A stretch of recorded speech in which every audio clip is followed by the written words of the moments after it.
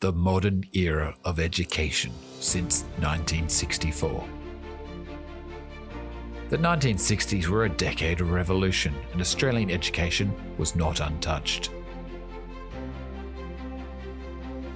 It was during this period that evangelical Christian parents began affordable, low-fee Christian schools.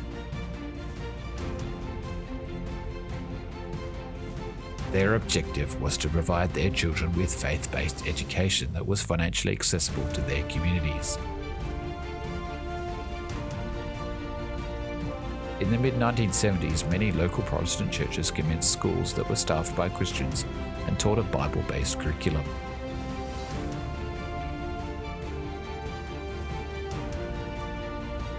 In 1964, the Menzies government reintroduced federal funding for independent schools.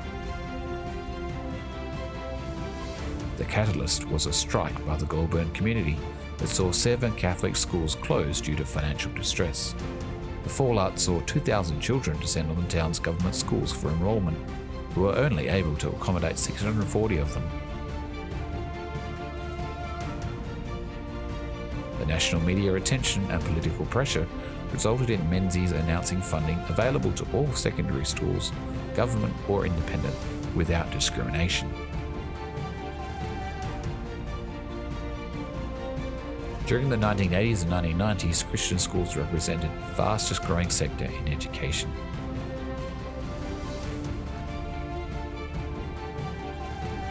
These schools operated with a variety of governance structures. Some were the ministry of a local church, some originated from groups of parents, and others had denominational links.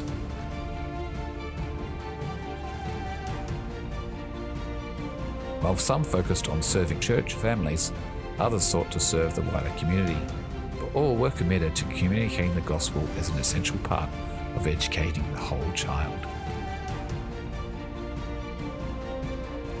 Independent schooling is still the fastest growing sector in the country.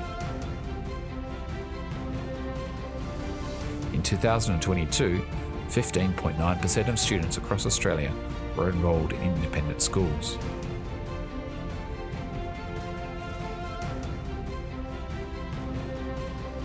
Despite the enormous popularity and increasing role Christian education plays in the national education landscape, 2023 was a year of challenges.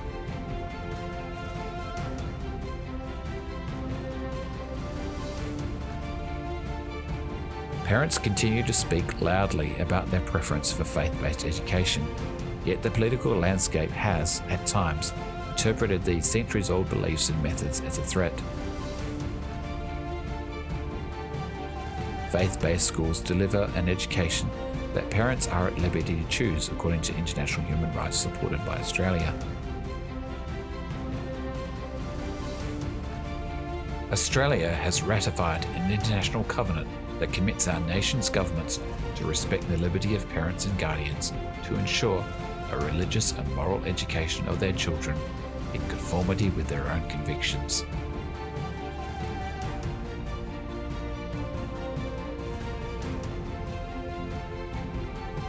Despite the opposition, the voice of parents, students, and the evidence provided with outcomes of excellence remains firm.